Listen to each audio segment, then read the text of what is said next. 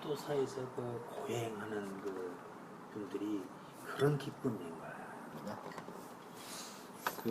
이건 뭐 시간이 없으니까요. 이번 요한계시록 이제 9번째입니다. 교회를 통해 비추는 일곱의 빛이라고 제목을 정했고요. 1장 12절에 있는 본문 한 절을 중심으로 얘기하고요.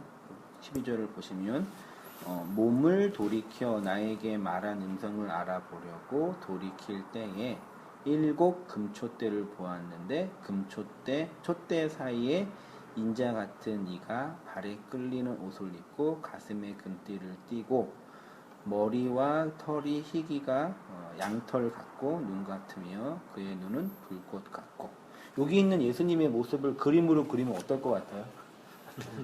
예수님의 얼굴 이렇게 이제 손, 다리 이렇게 있다고 치면요,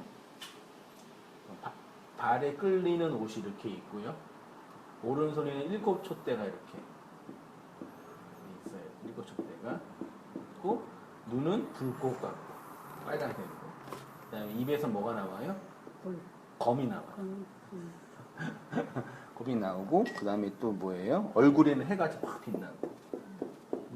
그러니까 이게 이제 상징적인 거죠.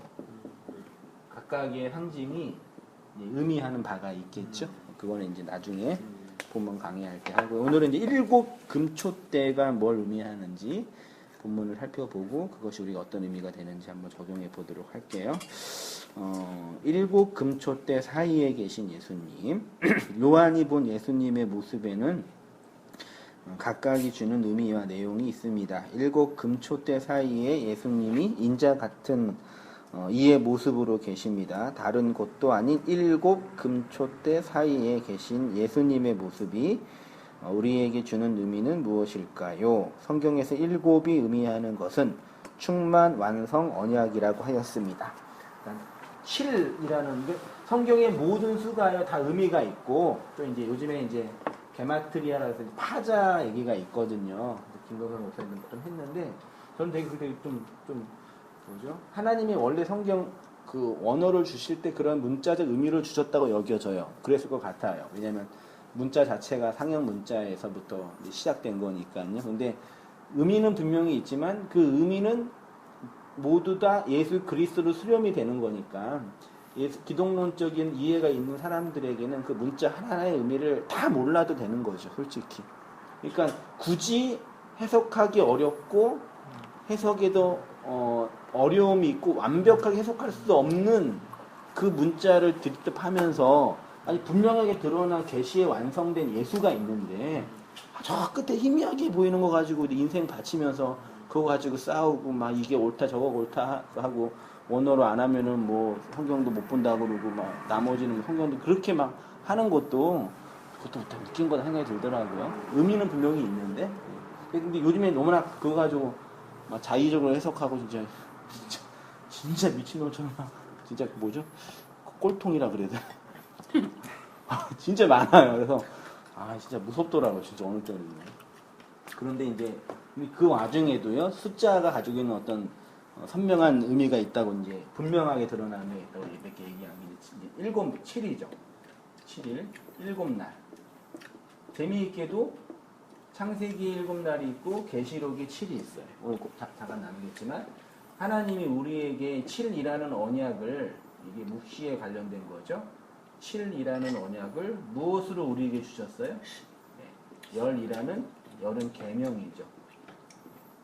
이 계명을 열이라는 숫자로 주셨는데, 이 계명은 5개와 5개고, 그 5개는 4개고, 이 4개는 이제 하나고, 이게 하나가 마지막 한 푼, 에스카토스 코드란테스, 그 마가복음 12장인데 거기는 이제 생활비 전부. 그래서 이제 언약을 계명으로 받아서 하나로 사랑이라는 내용으로 내 안에 가지고 있으면 언약이 완성된 거다. 그 언약이 내 삶 속에 실현돼. 이게 이제 마지막 하나, 욕망하는 나의 죽음. 그 하나 있죠? 우리 각자가 가지고 있는 거. 그걸 끊임없이 이제 말씀을 통해서 이제 발견하고 체험하고 그렇게 이제 경험하는 거다. 그렇게 얘기했는데, 이제 그 7이 이제 그 창세기의 7날과 계시록의 7촛대랑 분명히 관련이 있다라고 여겨지는 겁니다. 그 다음 본문 보시면 7을 통해 말씀하신 7이라는 수는 요한계시록에서 중요한 역할을 합니다. 요한계시록은 7가지 연속된 환상들로 이루어지며 각 환상은 차례로 7가지 항목으로 되어 있습니다. 또한 7가지 환상은 창세기 1장의 창조의 7일과 연관되어 있어요. 일치예요. 창세기와 계시록의 7, 창세기의 7일의 창조 기사는 7일이라는 역사적 시간 동안 물리적 세상을 창조하신 창조주 하나님을 증거하기 위한 내용이 아니라고 했어요. 하나님이 당신의 구속사를 7이라는 언약을 통해서 펼치심으로 어떻게 우리가 하나님의 교회로 창조되고 완성되는지를 이제 설명하는 거죠. 창세기 첫째 날 있죠? 빛을 이제 만드시고 빛과 어두움을 이제 구분하시죠. 첫째 날의 빛. 첫째 날은 빛이라는 주제와 관련되어 있습니다. 하나님이 빛을 교회에게 주셨을 뿐만 아니라 교회를 이 세상의 빛으로 언약의 기둥으로 세우신 것입니다. 당연히 예수 그리스도의 존재와 사역을 미리 예표하고 선포하는 것이죠. 계시록 1장에서 3장까지의 내용이 바로 이러한 빛과 관련된 내용이라고 할 수 있어요. 다시 말해서 어두운 세상에 촛대인 7교회 가운데 계신 예수 그리스도, 그분이 7교회의 빛이고 빛이신 예수 그리스도를 통해서 교회가 이 세상에 진정한 빛이 된다. 계시록 1장부터 3장까지 교회에게 이제 계시하시는 그 내용을 통해서 예수가 교회의 빛이다라는 걸 계시록이 말하고 있는데 창세기 첫째 날과 연관되어 있지 않을까라고 조심스럽게 한번 보게 되는 거예요. 둘째 날에 이제 물을 나누고 궁창을 이제 구분하셨죠. 둘째 날 궁창. 둘째 날은 궁창이라는 주제를 다룹니다. 하늘의 것이 결국 물을 담는 것이며 교회가 바로 그 하늘로 땅이라는 역사 속에 진리의 물을 흘리는 존재임을 선포해요. 이것이 당연히 우리의 생명의 물이 되신 예수 그리스도의 존재와 사역을 예표하는 것이고 계시록 4장 1절부터 8장 2절까지 하늘에 관한 이야기를 많이 얘기해줘요. 하늘에 이런 기사와 징조가 일어나고 있는데 연관되어 있지 않을까 여겨지는 겁니다.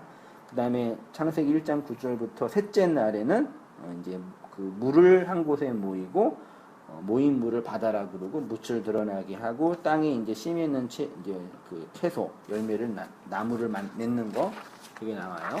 셋째 날은 땅과 바다와 관련돼 있다. 셋째 날은 땅, 바다 그리고 식물이라는 주제입니다. 계시록에서 7 나팔의 환상을 통해 계시된 땅과 바다와 이 물질 세계의 모습이 보여지고 계시록 8장 3절부터 11장 18절까지 이제 7 나팔의 환상을 통해서 땅이 무너지고 그런 이야기들이 쭉 나오고 있어요. 연관돼 있을 거라 여겨지고요. 창세기 이제 그 넷째 날에는 광명체들이 있죠. 땅을 비추이는 거. 계시록 12장 1절 본문 한번 광우 형제 한번 읽어줄까요? 입에 있어요. 하늘에 큰 이적이 보이니 해를 옷 입은 한 여자가 있는데 그 발 아래에는 달이 있고 그 머리에는 12벨의 관을 썼더라. 그 꼬리가 하늘 별 3분의 1을 끌어다가 땅에 던지더라. 용이 해산하려는 여자 앞에서 그가 해산하면 그 아이를 삼키고자 하더니. 네, 이게 이제 넷째 날에 이제 그 해, 달, 별이 나오죠. 연관돼 있지 않을까 보여지고요. 아마 그 헬라어나 히브리어적인 어떤 깊은 이해를 가지고 두 본문을 깊이 있게 연구하면은 일치되는 그런 점이 있을 것 같아요. 근데 그렇게까지 연구할 수 있는 여력은 안 되고요. 그렇게 이게 읽었다는 게 보여져요. 넷째 날에는 이제 광명, 해, 이게 작은 별이 나오고 다섯째 날에 이제 물로부터 삶과 죽음이라는 주제가 나오죠. 창세기 1장 20절 하나님이 이르시되 물들은 생물을 번성하게 생명이 생물이 물들에서 나왔어요. 땅 위에 하늘의 궁창에는 새가 날을 하시고 궁창에 새가 있죠. 이게 그러니까 의미적으로 볼 때 궁창 라키아라는 곳에 새, 성경에서 말하는 하늘을 나는 새는 뭐라 그랬어요? 거의 대부분 옛성전 율법이라 그랬죠. 그러니까 궁창에 그 율법을 하나님이 두신 거죠. 하나님이 큰 바다 짐승들과 물에서 번성하여 움직이는 모든 생물을 그 종류대로 날개 있는 모든 새를 그 종류대로 창조하시니 하나님 보시기에 좋았더라. 하나님이 그들에게 복을 주시며 이르시되 생육하고 번성하여 여러 바닷물에 충만하라. 새들도 땅에 새 율법이 우리가 사는 역사 속에서 세워지는 거죠. 그이가 이제 창세기 계시록 15장 2절부터 18장 24절까지 나온다고 여겨지는 거고, 여섯째 날에는 뭐가 나와? 인간이 나오죠. 인간 세상. 여섯째 날은 인간이라는 주제를 다룹니다. 즉 큰 음녀에 의한 인간의 타락이라는 표현으로 아담과 하와라는 주제로 나타난 7가지 마지막 사건들과 사탄의 심판과 타락으로 인하여 상실한 것을 다시 회복한 새하늘과 새 땅의 환상으로 인도하는 죽음을 설명합니다. 계시록 19장 1절부터 21장 8절까지 인간 세상의 그 무너짐을 이야기하고요. 마지막 7째 날은 이제 안식을 하죠. 안식은 우리 집사님 한번 읽어주시겠어요?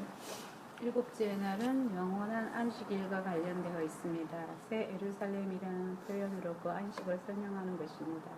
계속 이어지는 7개의 현상은 한 사건이 끝나면 하나가 시작되는 연속적인 사건들로서가 아니라 세계를 다른 관점에서 보아 역사의 종말과 새 창조를 점진적으로 진행시키는 그리스도의 성천에서 강림완성까지의 성도의 역사적 경험에 대한 사건들을 상징적으로 설명하는 것입니다. 예, 이렇듯 창세기와 계시록에서 7이라는 수는 매우 중요하고 풍성한 의미를 담고 있습니다.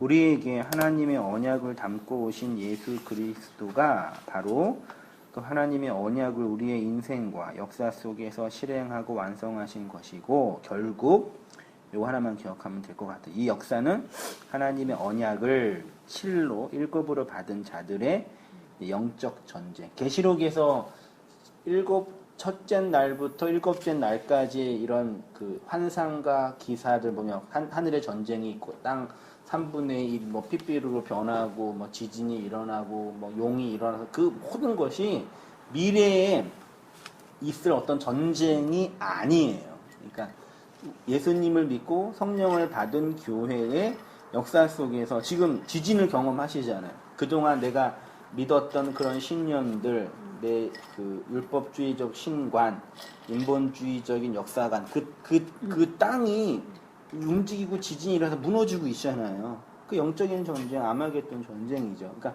말씀을 받고 있는 성도의 종말을 살고 있는 우리 인생 속에서 우리의 내면 속에 일어나는 이 모든 전쟁들이 이제 그 계시록에 이제 완성돼서 설명. 창세기에서는 이제 어떤 복음의 원형을 이렇게 설명하고 하는 거라고 여겨진다면, 계시록에서는 그것이 완성돼서 실제로 경험된 우리의 인생을 설명하는 거죠. 시작이고 완성이고. 그렇게 이제 여겨져요. 그런 것처럼 보입니다.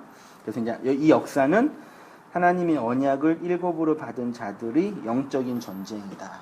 그 전쟁 속에서 싸우고 있는 과정이니까, 나라는 자아와 율법적인 나와 옛 자아와 옛 집과 싸우고 있으니까 그 전쟁에서 끊임없이 이제 싸워서 이기려면 그 말을 잘 받고 그 말의 내용을 이제, 그래서 예수님께서 그 전쟁하는 분으로 오시는 거죠.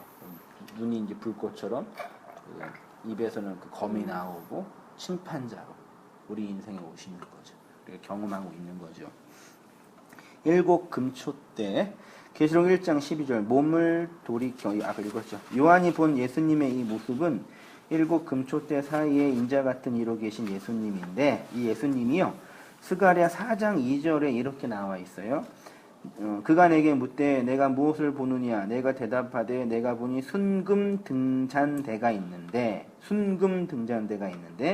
그 위에 기름 그릇이 있고 또 그 기름 그릇 위에 7 등잔이 있으며 그 기름 그릇 위에 있는 등잔을 위해서 7관이 있더라.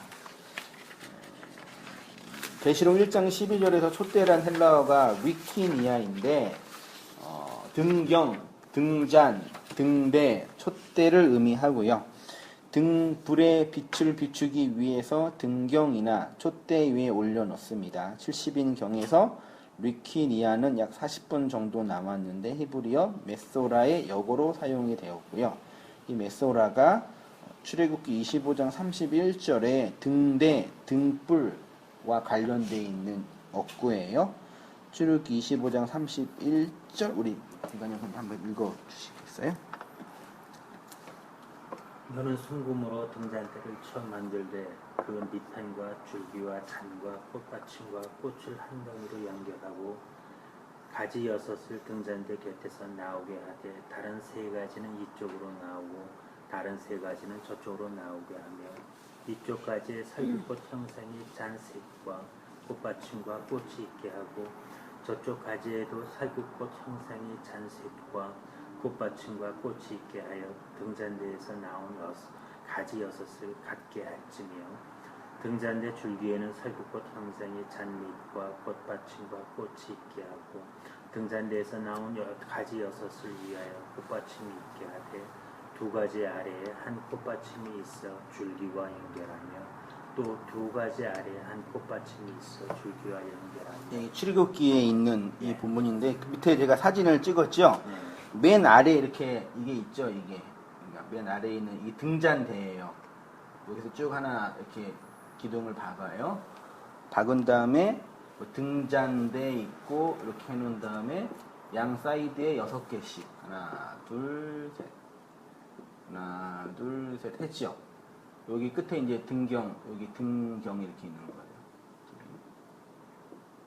거예요. 7개 등불이 나오죠. 그리고 여기 이제 살구꽃 모양의 등대가 이렇게 4개씩. 또 여기서 이걸 관이라 그러거든요. 관으로 연결돼서 이제 기름이 들어가서 촛불 나는 거죠. 이게 이제 7 촛대를 얘기하고 이게 뭘 의미하냐라고 할 때 7 금촛대는 뭐라고요? 이게 뭐라고요? 교회. 교회는 누구예요? 나죠. 내가 성소의 어둠을 밝히는 빛 등대가 되는 거죠. 그러면 빛을 어떻게 밝힐까요? 집사님 어떻게 밝히고 계셔요? 이 교회라며요. 집사님 교회시잖아요. 피곤하세요? 교회시잖아요. 교회는 이제 빛을 밝히는 존재라며요. 그렇죠. 집사님도 교회시잖아요. 그럼 그 빛을 우리가 어떻게 밝히냐 얘기죠. 잘하고 뭐 있지는 않지만 말씀을 받아들여서 나를 죽이고 그런 거 아니겠어요? 그냥 잘하고 있다, 못하고 있다, 그런 도덕적인 윤리적인 기준을 해서 이렇게 온땅교회 성도님 중에 제일 잘하고 있는 사람은 누굴까요? 자기 부인을 통해서요. 자기 부인을 통해서 말씀이 예수가 내 안에 죽은 그 말씀이 덤벼진 상태가 빛을 발하는 거지 않냐. 그러니까 이 집사님 표현 속에서 내가 잘하고 있지는 않지만 그런 것이 그 빛으로서 있는 것이 무엇을 의미하는지에 대한 이해가 옛 구조 속에 있다라고 여겨지는 거죠. 그러니까 물론 이제 지금 뭐 어떤 사람은 난 진리가 됐고 진리가 완성이 됐다라고 이렇게 서슴없이 말하는 분들도 계시는데 그렇다고 치더라도요. 지금 우리가 생각하는 이런 내가 빛으로 확 발하기 위해서는 본문도 공부하시겠지만 어떤 착한 행실을 하고 어떤 윤리 도덕적인 어떤 그거 아니더라도 어떤 성숙적인 또 그런 과정들을 해가지고 이렇게 보여지는 어떤 결과물이나 내용이 있어야지 그런 빛이다라고 이해하는 거고 측면에서 볼 때 나는 하나님 앞에서 아직 그렇게 되지 못하니까 더 회개하고 더 깨우치고 더 돌이켜야 된다. 이런 식의 하나님과 나와의 관계가 그런 구조이잖아요. 마치 나는 아빠 아들인데 공부를 못 해가지고 아빠가 원하는 등수는 1등인데 나는 죽어라 해도 1등은 안 돼요. 그러니까 항상 아들인 건 분명한데 왠지 거기에 자신이 없고 그런 상태에 놓여 있는 게 오늘날 이렇게 성도들의 모습이 아닐까 그렇게 저요. 하나님은 사실 그렇게 우리를 다루시는 분은 아니거든요. 그러니까 교회나 앞에서 이제 목양이나 인도하는 목사가 율법적 구조로 사람을 다루는 거죠. 근데 솔직히 사람을 다룰 때요, 그렇게 순위를 매기고 어떤 일을 율법적인 구조로 이렇게 다루는 것이 자녀를 키워보셨으니까 아실 거 아니에요. 되게 수월해요. 뭐 하나 잘하면은 이거 하나 선물 주고, 뭐 하나 안 하면은 벌 주면 되게 어렸을 때는 수월하거든요. 그래서 나중에 이제 좀 커서, 그러니까 내가 이렇게 잘할 때는 어떤 성숙한 내 의가 나오고, 못할 때는 못한 것에 대한 또 자괴감이 형성되고, 그런 과정 속에서 아빠와 나와의 관계가 진짜 그 부모의 관계냐라고 할 때는 그건 좀 문제가 있는 관계잖아요. 그러니까 마치 하나님과 우리의 관계가 그런 식의 이제 구조로 형성된 거죠. 그거는 아니다라는 얘기죠. 그렇다고 뭐 완벽하게 자유롭게 나는 이제 완성됐다. 그것도 좀 뭐라고 이게 말할 수는 없지만 아니지만 그렇지만 또 이런 구조 속에서 그렇게 점수를 매겨서 되는 영역이 아니라요. 실제로 내 삶 속에서 이렇게 만들어지고 있고 형성되어지고 있는 어떤 그런 내용이 있는 거예요. 그게 빛이라는 얘기죠. 그러면 좀 여쭤볼게요. 포도나무는 하나님이고 우리는 가지다. 예를 들어서 그랬을 때 우리가 그런 연합이 된 상태, 그 연합이 된 상태라는 기준은 어디에다 우리가 뭐 잡는다 안 잡는다는 뭐 얘기가 좀 그렇지만은 하나님하고 내가 연합이 된 상태에서 나의 된 상태이지만은 연합이 되기 전에 나의 그 자아가 다 부인이 되고 온전하게 내 것이 그 그릇이 다 비워진 상태여야만이 연합이 된다는 건 아니지 않냐? 난 그 생각이 들거든요. 네, 맞아요. 연합이 된 상태에서 하나님의 공급부 영양분을 받아서 내게 그 안에서 커가고 하나님 안에서 그 연합된 상태로 말 그대로 연합된 것, 포도나무에 연합된 것, 우리들은 다 포도알이지만 그 줄기에 다 연합이 돼 있듯이 머리이신 예수님이 계시고 우리는 몸체는 거기에 다 줄기 포도줄기처럼 공동체처럼 연합이 돼 있는 거 아니냐 이거죠. 그렇다면 실질적으로 우리가 완전히 그릇이 비워진 상태에서 연합이 아니라 하나님이 너희는 빛이고 말 그대로 솜이다. 그 얘기는 완전해서가 아니라 그 하나님의 은혜로서 말 그대로 빛이고 솜이다 하는데 위치, 존재를 받아들이고 가는 것이 연합의 시작이고 연합된 거 아닌가, 이 말이 틀린 얘기인가 어떤가요? 다 틀린 것 같지는 않거든요. 근데 또 다 맞았다고 또 수긍하기는 좀 약간 어느 부분에서 있는 것처럼 여겨져요. 완벽하게는 아니니까. 그러니까 이게 좀 어려운 부분이 우리는 그동안 워낙 도덕성과 윤리성으로 이렇게 그런 기준에서 나를 판단했거든요. 근데 그거는 아닌데 그게 아니라고 할 때 그러면 또 다른 무엇으로 판단을 해야 되는데 그러면 윤리와 도덕성이 아닌 또 다른 것으로 들어오는 거죠. 말하자면요. 그게 어려운 점이 하나가 있어요. 근데 제가 지금까지 이제 고민하고 내린 결론은 뭐냐면요.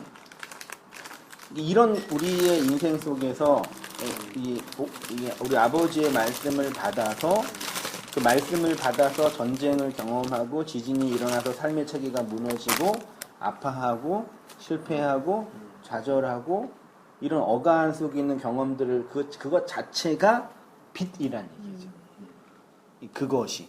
그러니까 하나님이 그 진리로 나를 공격해 들어오고 계시잖아요. 그렇죠. 그래서 정의와 나의 죄와 악이 폭로되고 윤리적으로는 도덕적으로는 외적으로든 드러낼 것도 없고 자랑할 것도 없고 심지어 누구에게 야 온당교회가 되게 좋은 교회니까 너 일로 와서 해라 전도할 수도 없는 상태에 놓일 수도 있잖아요. 실제로요. 네. 그렇지만 그것이 빛이죠. 그러니까 우리가 전도를 할 때거나 어떤 진리를 전할 때 그 사람보다 더 나은 상태에서 이렇게 뭘 줘야 된다는 자꾸 그런 걸 해요. 1등을 해서 하나님께 영광을 돌립니다. 그렇게 줘야지. 그래서 교회를 다녀서 덕이 돼야지 된다. 사업도 성공하고 일한 일도 잘 돼서 어떤 좋은 위치의 상태에 있어야지 내가 빛이 된다. 이런 구조 속에 갇혀 있잖아요. 그런 개념이 아니라 내 인생의 과정, 이 말씀을 받아서 우리 안에 일어나는 이 전쟁과 같은 그런 스트러글 자체가 그 행위 자체가 행위라 그 존재 자체가 빛이라는 거죠. 그게 하나님이 나를 다루고 있는 과정의 결과물이 긍정으로 나타나든 부정으로 나타나든 빛이 나타난 거니까. 근데 우리는 긍정으로 나타나야지만 자랑할 수 있고 말할 수 있고 고백할 수 있고 간증할 수 있다고 여겨지는데 물론 그럴 수도 있지만 안 그럴 수도 있다라는 걸 우리가 인정해야 되거든요. 그러니까 어떤 사람은 긍정으로 나타난 것으로 자랑하면서 그 빛을 나타낼 수도 있겠죠. 좋지요. 근데 나도 그렇게 안 될 수도 있다라는 걸 인정하는 게 자기 죽음인 거죠. 마지막 하나의 죽음이. 그걸 그대로 받아내서 그걸 살아내는 게. 그 어간 자체가 빛인 거죠. 그러니까 뭐 막말로 못 살아도 빛인 거고 잘 살아도 빛인 거죠. 그걸 인정하는 게 우리의 그 신앙인 거죠. 제가 여쭤보는 건 이제 그런 측면인데 실질적으로 내가 고민을 했던 거는 우리가 예수님이 의를 받는다고 그 의하고 그 빛이라는 의미하고 실질적으로 빛이라는 건 나도 그렇게는 받아들이진 않았거든요. 등잔대 위에 누라 그 위라고 누는 것이 실질적으로는 하나님의 빛은 은밀하게 아무도 일반 세상 사람들은 그 빛을 보지 못하는 것으로 볼 수 있다는 거죠. 그 얘기는 뭐냐면은 나의 영광이 아니라는 거, 내게 아니라는 거죠. 그 빛은 말씀대로 그것은 은밀한 빛이기 때문에 누구나 볼 수 있는 것은 아니고 말 그대로 잃어버린 양이 볼 수 있는 빛이라는 거는 그런 측면으로 이해를 했는데 제가 이제 여쭤보고 싶은 거는 실질적으로 의하고 우리가 실질적으로 우리의 행동으로 의를 추구할 수 있는 건 율법이지만 그건 한 사람도 될 수 있는 건 아니기 때문에 이거는 사망의 길인 건 뭐 그 의의는 그래서 실질적으로 값없이 준 그 예수님이 준 그 의 자체가 의를 받은 의로운 이 신칭이 의로운 사람이 하고의 빛 관계는 어떤 관계냐? 내가 한번 그걸 여쭤본 거야 사실은요. 그 의하고 이 빛하고 의의 상태를 완성된 어떤 위치라고 보시는 건가요, 말하자면? 아니 전혀 저는 그렇게는 안 봐요.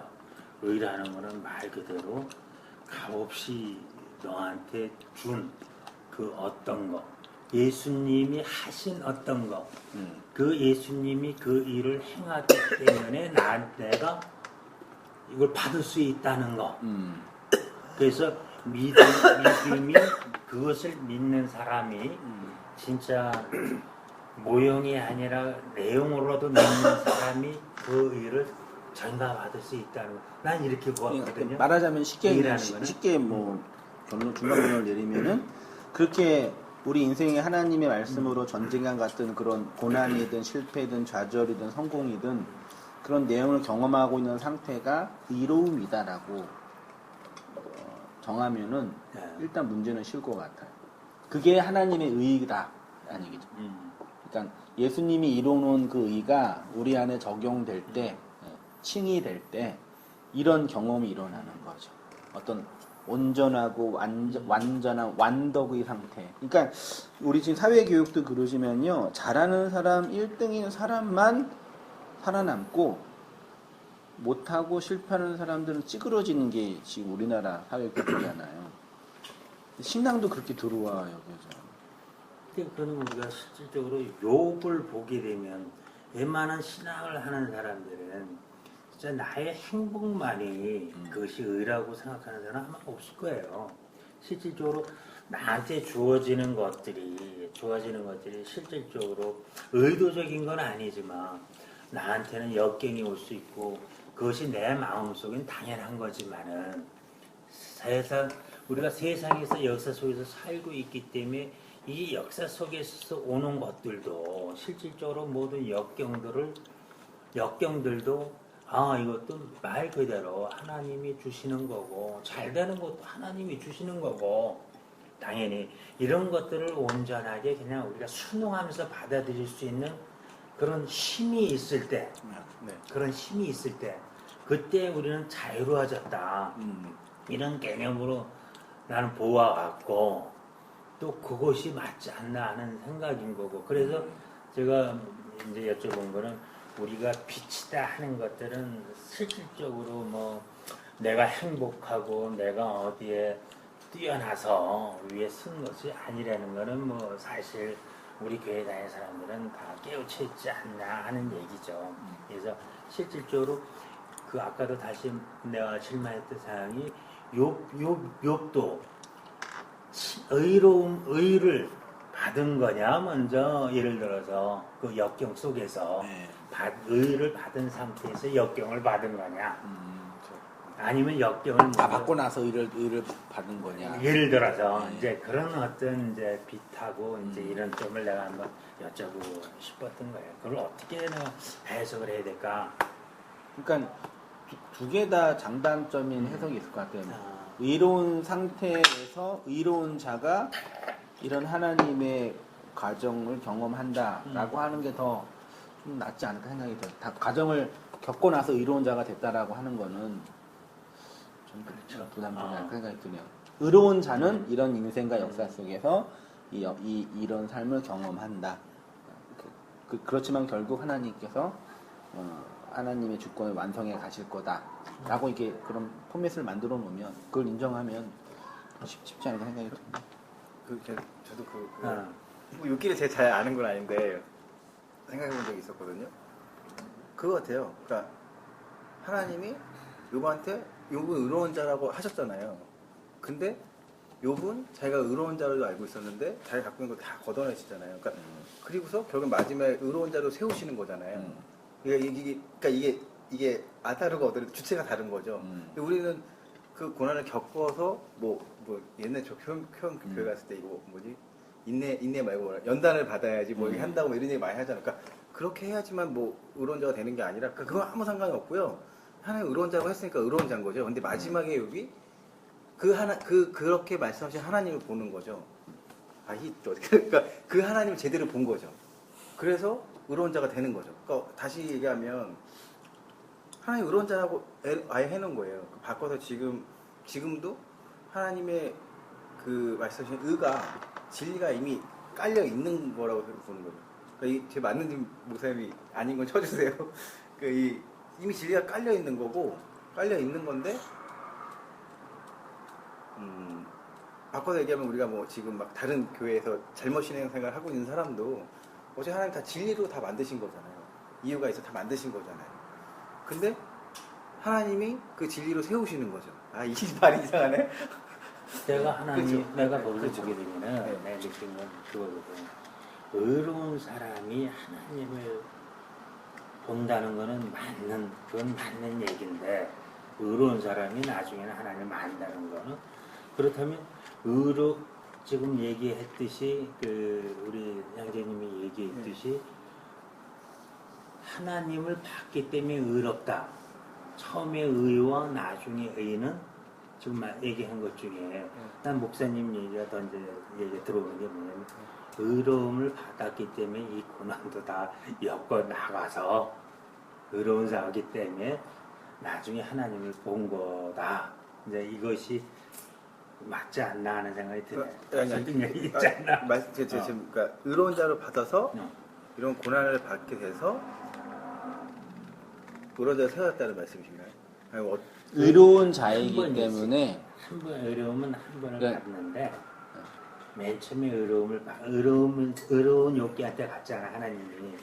의로움을 받은 사람한테 이 사람이 의로움 받은 사람은 신앙의 여정이라는 거지 역경은.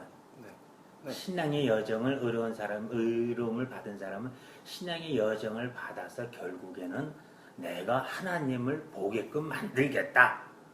이제 이 과정이 아닌가. 그래서 의로움을 먼저 받은 게 아닌가. 이제 그런 생각이. 네. 그러니까 먼저 받아야죠. 그게 맞아요. 네. 알겠습니다. 네, 그 정도로 하시고요. 아니 빛이냐면 이제 가운데 여러 번 여쭤봤는데 양 사이드 퍼졌네. 그러니까 내가 잘하고 못하고의 문제 이전에 하나님이 그러니까 벌써 관점 자체가요. 내가 잘하고 못하고의 어떤 내 것으로 하나님과의 관계를 입증하고 싶은 우리의 욕망이 버려지고 하나님이 나를 다루시고 인도하시는 그 속에서 그걸 수긍하고 그 주권 안에서 살아가는 그 자체가 자기 죽음인 거예요, 사실. 그게 이제 그것이 나의 죽음으로 경험되는 거죠. 그게 빛이라는 얘기죠. 마태복음 5장 14절에 그래서 이렇게 이제 예수님이 말씀하셔요. 너희는 세상의 빛이라 산 위의 동네가 숨겨지지 못할 것이요 사람이 등불을 켜서 말 아래 두지 아니하고 등경 위에 두나니 이러므로 집안 모든 사람에게 비추느니라. 이같이 너희 빛이 사람 앞에 비추게 하여 그들로 너희 착한 행실을 보고 하늘에 계신 너희 아버지께 영광을 돌리게 하라. 그러니까 빛이 된 교회가 그 빛이 된 교회는 율법이라는 이 역사의 율법의 진리를 나의 율법이 폭로됨으로 드러내게 하는 거죠. 그러니까 이 세상이 악이라는 걸 나의 의로움으로 드러내는 게 아니라 이 세상이 악이라는 걸 나의 악으로 드러내는 거죠. 그러니까 그게 나의 죽음이 되는 거죠. 그러니까 많은 사람들이 기독교 하나님께 바라는 거는 이 세상은 악한 건데 나는 이 세상에서 의로운 존재로 이 악을 드러내고 싶어요 라고 얘기하잖아요. 그러니까 잘못 짚은 거죠. 그게 아니라 이 세상이 산 위의 동네고 옛성전이라는 그 율법의 구조인데 그것을 드러내는 방식이 내가 율법이라는 거, 내가 옛사람이라는 걸 그 빛으로 폭로함으로 드러내는 거죠. 그것을 세상의 빛이라고 하는 거죠. 그러니까 성도가 이 세상에서 빛으로 존재한다는 얘기는 성공하고 뭐 한 게 내 안에 있는 악과 죄가 그 말씀에 의해서 끊임없이 폭로당하고 드러나고 그러니까 이 세상에 어떤 사람도 그 진리의 빛에 의해서 내가 죄인이고 내가 율법적인 선악 구조로 나를 정당화하려고 살았다라고 인정하는 사람은 아무도 없어요. 어떤 사람도요. 근데 그 빛을 받은 사람만 그걸 아는 거예요. 자기 죽음을, 그게 자기 죽음이라고요. 세상 사람들은 어쨌든 헌신하고 노력해서 결국은 나의 의로움을 입증하고 싶은데 진리를 아는 성도는 이 율법의 세상에서 내 죽음, 내 옛 자아, 율법적인 선악 구조에 나가 거기에서 죽어짐으로 빛으로 이렇게 폭로되는 거죠. 지사님 이해되세요? 뭐 제가 아까 잘 설명을 못했지만 네. 틀린 이야기는 아닌 것 예. 이게 아는데도 잘 안 되니까 그러니까 무슨 거지. 아는데 옛 성품, 이 시대의 그래. 구조, 그래. 그리고 나의 자아를 보존하고 싶은 욕망, 옛 성품, 옛 구조 속에서 나를 드러내고 싶은 것들로 끊임없이 이렇게 포장돼 있으니까 그게 힘든 거죠. 그게 이제 그게 착한 행동, 착한 행실이라고 하나님이 여겨주시는 거죠. 이게 착한 행실, 자기 부인이라는 얘기. 네, 쉽게 말하면 자기 부인, 자기 깨어짐, 자아 해체.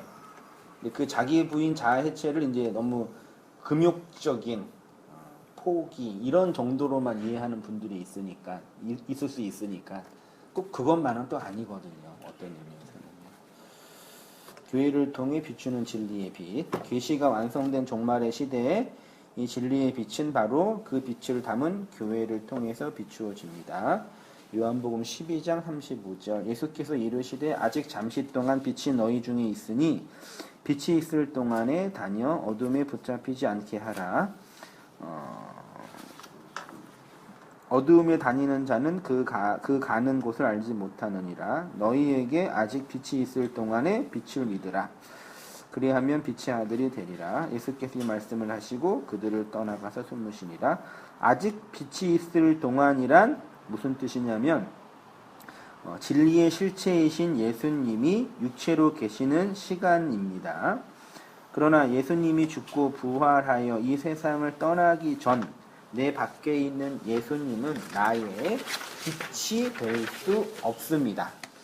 우리는 진리의 빛을 마음으로 담아 빛의 자녀로 살아가는 성령의 시대, 종말의 시대를 살고 있는데 예수님이 육체로 계셨던 시대에는 아무도 그 진리의 빛을 자신의 것으로 담을 수 없었죠.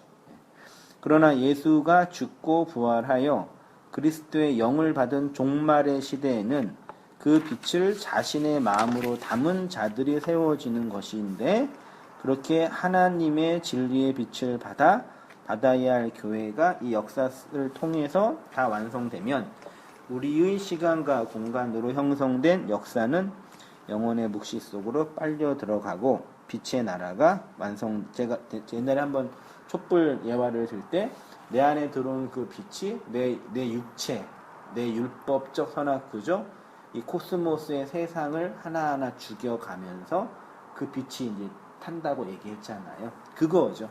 내 밖에 있는 예수라는 빛은 내 밖에 있는 그냥 객관적인 빛인데 그건 내가 빛이 아니에요. 근데 그 빛이 내 안에 들어오면 내가 빛이 되는데 내가 빛이 된다는 얘기는 그 빛이 나를 하나하나 이게 태워가는 거죠. 내 인생을 통해서. 그렇게 죽어간다는 개념이죠. 그게 빛이라는 얘기죠. 네. 그러면은 이게 그러면은 지금 그 빛이 들어와서 여기 이제 이 역사 속에서 완성이 된다는 거는 시간이 지나서 완성이 되는 거예요? 그렇죠. 시간적인 개념에서? 네. 그러니까 이미 존재적으로 완성이 됐는데 존재적으로는 됐는데 그걸 역사라는 과정을 통해서 경험하는 거죠. 그리고 나타내 보이는 거죠. 묵시가 펼쳐진 도화지니까. 그러니까 제가 말씀드린 거는 물론 어떤 과정들은 있겠지만 그게 이제 뭐 결국엔 우리가 죽어야 완성이 된다는 얘기인가요? 결론은 그거죠. 다 죽어야 돼요, 나중에. 근데 하루아침에 되는 육적인 목숨이 죽었을 때 완성이 된다는 그렇죠. 네. 육을 갖고 있는 동안은 지극히 한계죠. 그러면 어떤 책에서 봤는데요. 아니, 어린아이가 그 회심한 거에 대해서 5살짜리가 네. 본 것 같아요, 제가. 네. 청교도 시대에 회심 이야기 많이 나와요. 예. 그러니까 5살짜리가 그런 거는 그럼 어떻게 봐야 되는 거예요? 그러니까 회심 이야기 보면요. 하나님의 초월적인 경험이 들어와서 죄에 대한 자각과 인생과 역사에 대한 부정적인 어떤 해안이 펼쳐질 때가 있는 거죠.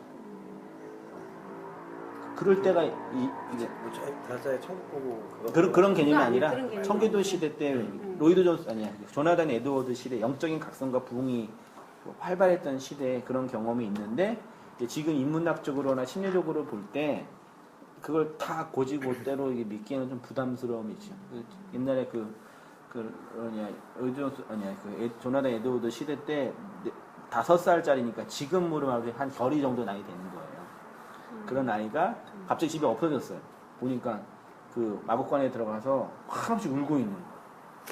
왜 우냐 그러니까 하나님이 나의 죄를 용서하시고 저 천국을 삼하고 완전 그러니까 그런 고백을 많이 이제 한다고 하는데 이게 긍정적으로 볼 때는 성령이 어떠한 개인의 영혼에게 깊이 찾아오시는 부분이라고 여겨지고요.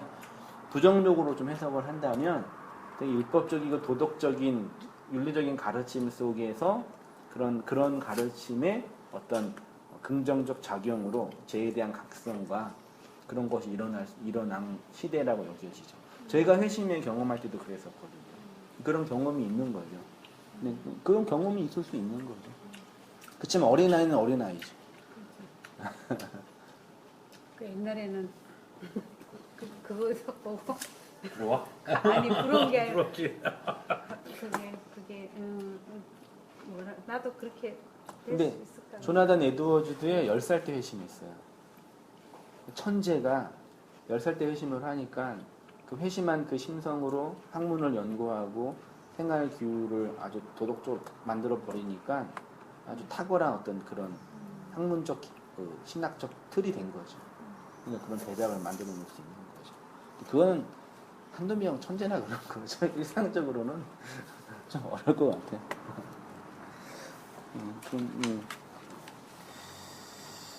그거 그렇게 이제 우리가 죽어가서 근데 그거를 인정하고 받아내는 게 우리의 죽음이라는 얘기. 어둠을 폭로하는 빛으로서의 교회. 따라서 이 종말의 시대에 그 진리의 빛을 담은 교회는 항상 있을 것이고 그들은 비록 세상의 눈으로 찾을 수는 없지만 그 빛을 받은 교회는 그 빛을 담을 교회를 발견할 수 있는 거죠. 그렇게 빛으로 죄와 악을 폭로하는 과정에서 그 빛을 볼 교회가 또 만들어요. 그 교회는 우리가 만들 수 있는 게 아니라 하나님이 정하시고 예배하신 그 자들이잖아요. 그러니까 그 신호만 보내면 되는 거예요. 듣든지 아니 듣든지. 신호 자체를 변경하거나 변화할 필요 없이 그 신호만 보내면 그 신호에 들을 사람들은 듣는 거죠.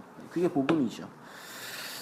성도의 착한 행실은 빛을 담은 교회만이 발견할 수 있는 일이고 진리의 빛은 사람을 도덕적으로 감화시키는 교훈이 아니라 어둠을 빛으로 드러내는 실체입니다. 교회는 세상을 변화시키고 감화시켜서 인간의 도덕과 윤리를 성숙하게 더 살기 좋은 세상을 만드는 것이 이게 근데 여전히 99%는 다 이런 역사관과 사회관을 가지고 목회를 하셔요. 이거죠. 사람들을 행복한 가정, 행복한 결혼 생활, 건강한 사회. 근데 복음은 이 세상이 썩었고 종말이 시작됐다라고 선포하는 거니까. 세상이 어둠인 것을 빛으로 드러내고 세상의 한계와 종말과 실체를 보게 하는데 교회의 존재의 목적이 있습니다. 그것이 성소를 밝히는 금촛대로서의 교회의 존재 목적이며 이유입니다. 교회는 내 밖에 있는 빛을 쫓는 자가 아닙니다. 다른 말로 예수님이 내 마음과 인생 밖에 육체로 계신다는 것입니다. 예수님이 내 밖에 계시면 예수님과 나는 분리된 관계입니다. 아직 예수님과 결혼하지 못한 여자입니다. 성경에서 신랑을 만나지 못한 신부의 상태를 악이라고 합니다. 처녀로 죽는 것이 악이라고 성경이 얘기해요. 결혼해야 된다고 얘기하는데 그 얘기가 아니라 예수님이 내 안에서 진리의 빛으로 계셔야지 나와 상관 있는 분입니다. 내 안에 예수님이 내주하신다는 것은 예수님이 진리의 빛으로 나를 통해 당신의 빛을 비추신다는 것이고 그것이 너희는 너희 빛이 사람 앞에 비추게 하여 라고 하는 이유입니다. 착한 행실이고 그렇게 착한 행실로 이 세상에 빛을 비추이는 존재를 하늘의 별이라고 해요. 그래서 아브라함의 자손이 하늘의 별처럼 만든다 그랬잖아요. 그래서 많은 사람들을 옳은 대로 인도하는 자를 궁창의 별, 하늘의 별처럼 된다는 얘기가 그 빛을 비추는 존재로 있는 거죠. 근데 왜 거의 없다고 그래요? 글쎄요. 하늘의 별. 하늘의 별처럼 교회가 많을 텐데 왜 바울은 거의 없? 그러니까 그 하늘의 별이 개수로 많은 게 아니라 창세기 넷째 날에는 큰 강면, 작은 강면 별들이에요. 큰 강면, 작은 강면 별들이에요. 그러니까 많은 그런 개념은 모래알처럼 그렇죠. 근데 전 역사라고 볼 때는 그 별들이 많이 있는 거죠. 그렇죠. 인류의 역사 속에서는 세워져서 묵시 속에 다 편입돼 있으니까 많이 있는 거죠. 그렇지만 우리 역사 속에서는 별로 밝혀지지 않는 거죠. 그렇지만 또 볼 사람은 보고 들을 사람은 듣는 거죠. 아 모래알처럼 많이 있어야래도 비전 얘기지 비전이. 이 얘기를 비전으로 좀 포장하면 좀 더 잘할 수 있죠. 저기 모래알처럼 많은 자손을 준다고 생각하잖아. 그렇게 배웠잖아. 바닷가의 모래는 이제 부정적인 거죠. 그래. 모래에 지은 집처럼. 모래알처럼.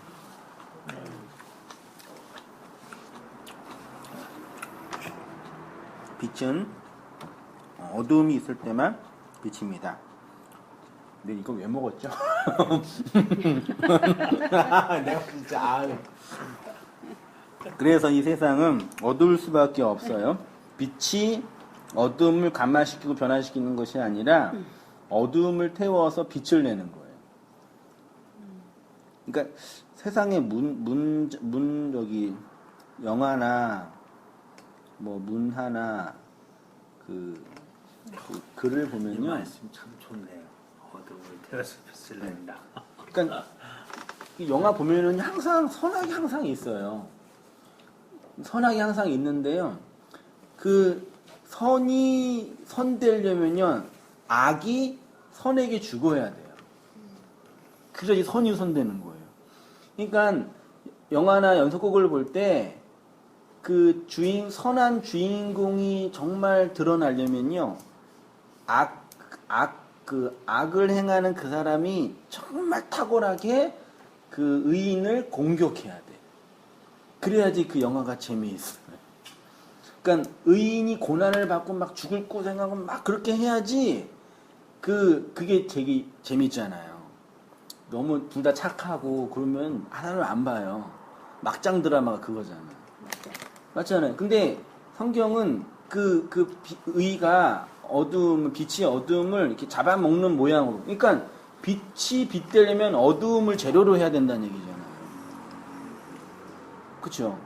그 재료로 해서 그 어둠을 하나씩 잡아먹을 때 그게 빛이 완성되는 거죠. 그게 우리 역사의 이야기예요. 그쵸? 그러니까 어둠을 이렇게 변화시키고 그들을 이렇게 도덕적으로 영화는 그렇게 끝나겠지만 연속극은 그래서 악인이 반성하고 돌이키자는 게 거짓말이고 실제로는 그 악이 이제 빛에 의해서 이제 태워지는 거죠. 그 말은 자신이 어두움인 것을 인정한다는 것입니다. 그런 자를 빛이라고 하는 것이고 그것이 너희의 착한 행실, 빛이 어두움을 밝히는 일이라는 것입니다. 어떤 여자가 10 드라크마가 있는데 하나를 잃으면 등불을 켜고 집을 쓸며 찾아내기까지 부지런히 찾지 아니하겠느냐. 또 찾아낸즉 벗과 이웃들을 불러 모으고 말하되 나와 함께 즐기자. 70 드라크마를 찾아내었노라 하리라. 열을 하나로 완성하게 하는 등불. 여자가 10 드라크마 중에 하나를 잃어버렸습니다. 역사 속 교회인 여자는 하나님이 주신 열이라는 계명을 마음속에 받았음에도 불구하고 그 의미의 진위를 알지 못하죠. 그것을 이제 잃어버렸다라고 표현한 걸로 여겨져요. 열의 계명은 하나의 사랑으로 완성된다는 것이 마태복음 5장 26절의 마지막 하나이며 마가복음 12장 44절에 가부의 생활비 전부 자신의 생명의 모든 것이라고 했어요. 그러니까 마지막 하나로 나머지 열을 이해하지 못하면 하나를 잃어버린 것이고 그런데 그 의미를 찾지 못했던 여자가 잃어버린 하나의 드라크마를 무엇으로 찾았다고 하냐면 등불을 켜고 집안 쓸며 라고 표현하고 있어요. 그러니까 등불은 옛 성전의 집안에서 의미를 찾지 못한 마지막 하나, 사랑을 찾을 수 있게 하는 유일한 방법이 되는 거죠. 우리 얘기하는 거예요. 옛 성전 안에 감추어진 하나. 그러니까 왜 이 역사 속에서 모든 아담들이 열이라는 하나의 계명을 그들의 본성과 마음과 자신의 전 인생 속에서 받았음에도 불구하고 마지막 하나의 의미를 이해하지 못한 상태에 놓이겠습니까? 잃어버린 하나는 집안에 있는데 그 찾을 수 있는 빛으로서의 등불이 없는. 그러니까 하나님이 진리, 은혜, 선, 의 이런 것들을 따로 던져주시는 게 아니라 우리의 역사와 인생과 내 육체와 역사의 모든 관계 속에 다 넣어주신 거예요. 근데 그것을 하나로 의미로 이해하지 못하니까 없다라고 보는 거죠. 따로 하나님이 더 좋은 걸 주신다는 개념이 아니라. 그래서 그걸 찾아내기 위해서는 빛이라는 등불이 주어진다라고 이제 본문에서 보여지는 겁니다. 그러니까 등불은 옛 성전인 율법 집안에서 의미를 찾지 못한 마지막 하나, 사랑을 찾을 수 있는 유일한 방법이며 길이다라는 거죠. 왜 역사 속의 모든 아담들이 열이라는 하나님의 계명을 그들의 본성과 마음과 자신의 전 인생 속에서 받았음에도 불구하고 마지막 하나의 의미를 이해하지 못하였습니까? 읽었죠?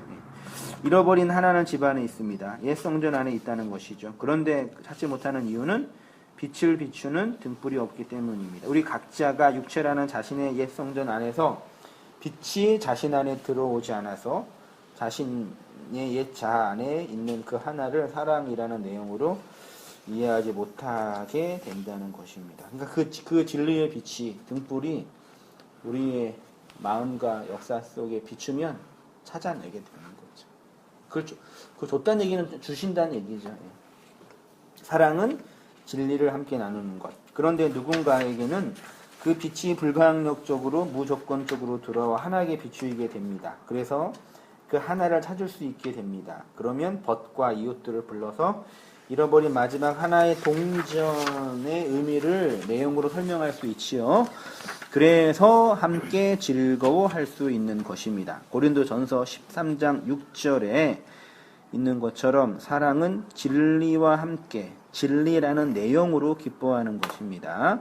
내 안에 있는 율법이 마지막 하나의 사랑으로 완성되고 이해되면 그것을 다른 이웃과 친구들과 함께 나눌 수 있는 진리가 되는 것이고 함께 나눌 수 있는 사랑이 있는 것이며 진리를 그 사랑을 함께 나누는 것을 통해서 기뻐하게 되는 거죠. 잃어버린 나를 찾아서 모든 인간은 초월자이신 하나님에게 열이라는 계명을 받았지요. 그런데 자신이 그 중에 하나, 사랑을 잃어버린 자라는 것을 자각하고 내 안에 들어온 그리스도의 진리의 빛으로 그 하나를 사랑으로 깨닫게 되면 그 하나를 찾았다고 하는 것입니다. 그러니까 세상의 모든 사람은 자신이 잃어버린 그 하나의 드라크마가 있다라는 걸 자각하지 못하죠. 다 자기 일을 하고 있잖아요. 근데 등불, 진리의 빛을 받은 사람은 내가 그 하나를 잃어버린 자라는 걸 자각하고 그 인생 속에서 찾아내는 거죠. 그러면 그게 진리의 내용을 담고 있는 거고, 그게 이제 사랑이라는 얘기죠. 온 세상이 어두움이었지만 하늘의 별이 역사 속에 떨어져 진리의 빛으로 교회 안에 들어왔습니다. 그래서 우리가 그 어두움에서 빛으로 점점 변해가고 있는 것이고, 그 교회는 자신이 어두움이었다는 것을 깨닫는 자에게 그 빛을 건네줌으로 이 세상의 어두움을 드러내고 있는 것이고, 드러내야 할 어두움을 다 드러내어서 모든 하나님의 백성이 하늘의 별이 될 때 이 어두움은 빛으로 완성되는 것입니다. 그래서 우리는 여전히 등불을 켜서 율법의 성전, 자아의 옛 성전의 집을 밝히며 하나를 찾는 것이고, 그게 촛대, 일곱 촛대가 가지고 있는 의미고, 그것이 빛이 된 성도의 착한 일, 착한 행실 거죠. 네. 그래서 진리와 함께 나누고 진리를 나누고 하는 것으로 기뻐하고 즐거워하는 되었으면 좋겠습니다. 예, 마지막 한 줄